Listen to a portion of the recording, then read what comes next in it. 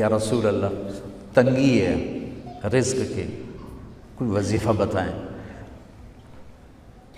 کتنے لمبے لمبے وظیفے لوگ پڑھ رہے ہیں کہ کاروبار کھل جائے اور روزی بڑھ جائے، کتنے لمبے چوڑے، کتنے کتابوں میں ایڈے ایڈے بڑے وظیفے لکھے پہ، پڑھوں یہ مندہ بڈھا ہو جائے۔ میں قربان جاؤں یا رسول اللہ آپ کی شفقتوں پر، آپ کی رحمتوں پر، سنو یہ کرو، میری بات نہیں ہے، میرے نبی کی بات ہے۔ تجربے کی وجہ سے کرو گے تو کچھ نہیں ملے گا، یقین سے کرو گے تو دروازے کھلتے دیکھو۔ کہ یا رسول اللہ ارید ان یوسع علی رزقی، میں چاہتا ہوں میری روزی کھل جائے۔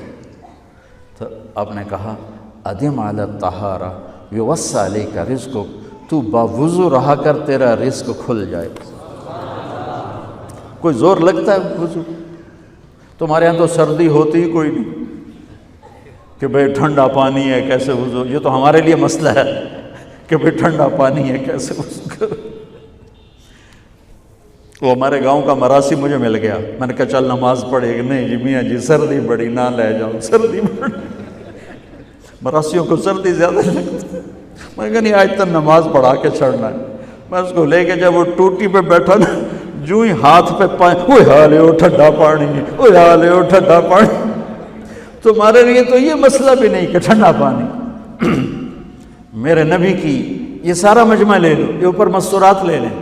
ادم علی الطہارہ یوسع علیک رزقک، میرے نبی نے فرمایا باوضو رہنا شروع کر دے، اللہ تیرا رزق کھول دے گا۔ اب یہ اللہ رسول کی آپس کی بات ہے تو میری بات ہوتی تو دیوار پہ مار دو، تجربہ کرو۔ نبی کی بات کو تجربہ کر کے نہیں کرتے، یقین کے ساتھ کرتے ہیں۔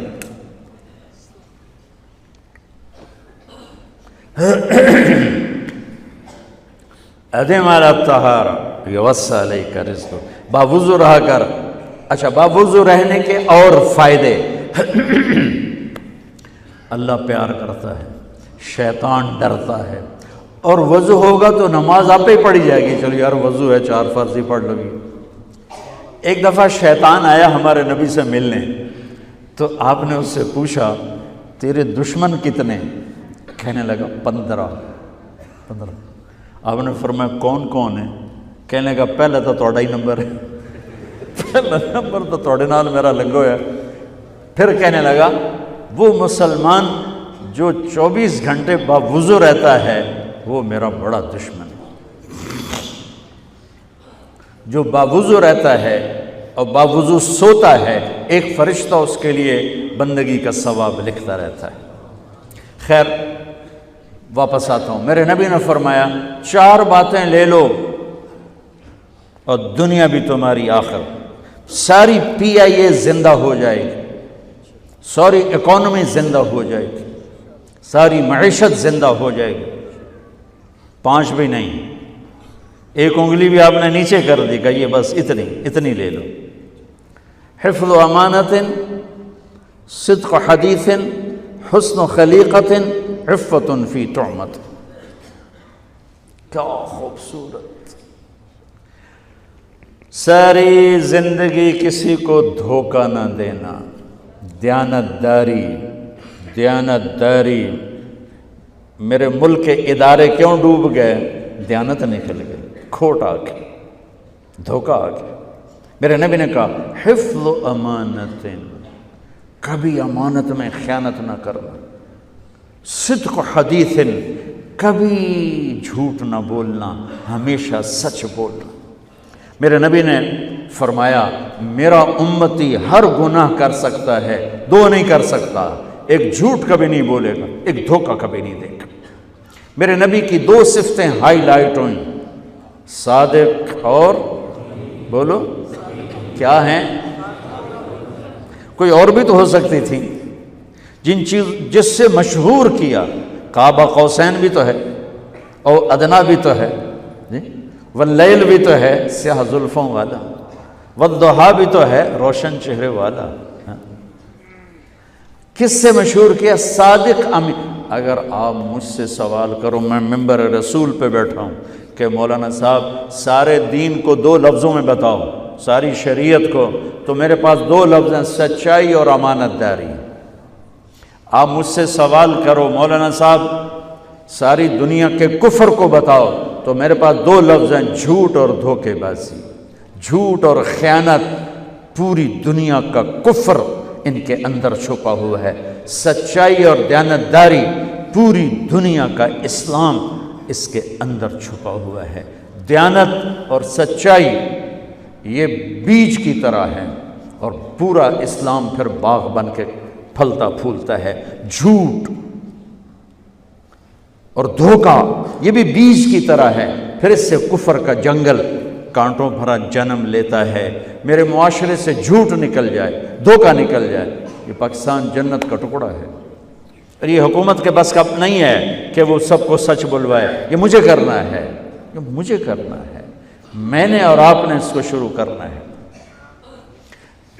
حضرت جریر بن عبداللہ یہ یمن کے شہزادے تھے، آخری حج پہ مسلمان ہوئے۔ اپنے نوکر سے فرمایا گھوڑا خرید کے لا، میں پیسے یہاں پیمنٹ کروں گا۔ وہ منڈی میں گیا، 300 روپے کا گھوڑا لے کر آیا۔ جب انہوں نے گھوڑوں کو دیکھا تو وہ قیمتی تھا، مالک کو پتہ نہیں تھا، اور یہ گھوڑوں کی نسل کے پہچاننے والے اس سے کہنے لگے تیرے گھوڑے کے 400 کر دوں؟ کر دو۔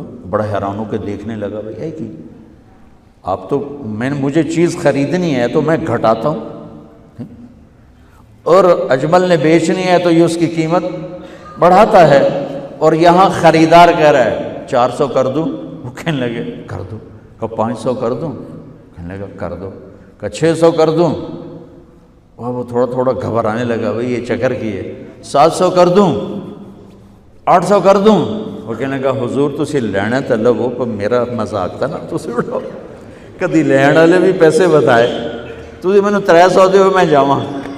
کہنے کہ اس کو 800 دے دو اور گھوڑا باندھ دو۔ وہ حیران، خوشی سے چھلانگے مارتا ہوا گیا۔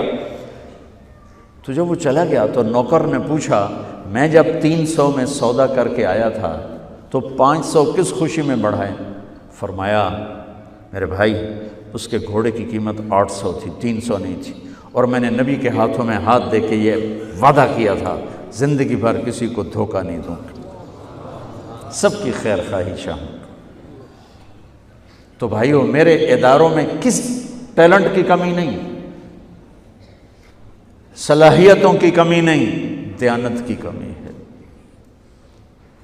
قوت عمل کی کمی نہیں، سچائی کی کمی ہے۔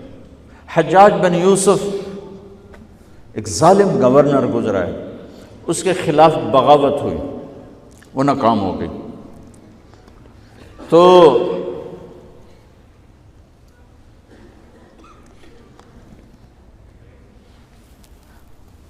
کوفہ میں ایک بزرگ رہتے تھے، ان کے بیٹے اس بغاوت میں شریک تھے۔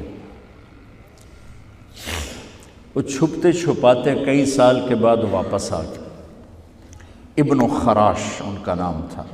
ان کی سچائی مشہور تھی کہ ابن خراش جھوٹ نہیں بولتا۔ حجاج کو پتہ چل گیا CID سے کہ آ گئے، تو اس نے کہا آج ابن خراش کا امتحان ہوگا۔ اس کو کھانے پہ بلایا، عنوان ہی نہیں بنایا تفتیش کا، کھانے پہ بلایا اور کھانا شروع ہو گیا۔ باتوں باتوں میں کہتا ہے ابن خراش آپ کے بیٹے ہمارے خلاف لڑ کے بھاگ گئے تھے، کوئی پتہ ہے؟ تو ابن خراش ہنس پڑے، کہنے لگے حجاج زندگی موت تو اللہ کے ہاتھ میں ہے، گھر آئے بیٹھے۔ تو اس نے کہا تیری سچائی کو سلام کرتا ہوں، اگر تو جھوٹ بولتا یہیں تیرا سر اتارتا، پھر تیرے بیٹوں کا جاؤ سلام ہے تیری سچائی کو، تیرے بیٹے تجھے مبارک ہوں، مسلمان جھوٹ نہیں بولتا۔ میرے نبی سے پوچھا گیا یا رسول اللہ کیا مسلمان بزدل ہو سکتا؟ کہا کیا مسلمان بخیل ہو سکتا؟ آپ نے کہا۔ پھر پوچھا گیا جھوٹ بول سکتا؟ کہا نہیں، جھوٹ نہیں بول سکتا۔ تو دو باتیں حدیث پاک کی، صدق حدیث، حفظ امانت، یہ دو باتیں زندہ ہو جائیں تمہارے سارے ادارے زندہ ہو جائیں، ہم نقصان سے نکل کر نفع میں آ جائیں گے، نفع میں آ کر اوروں کو دینے والے بن جائیں گے۔ اس ملک میں اتنے خزانے اللہ نے چھپائے ہیں، اور اس ملک میں اتنے اللہ نے استعداد والے لوگ پیدا فرمائے ہیں، صرف 2 چیزوں سے ہم مار کھا رہے ہیں۔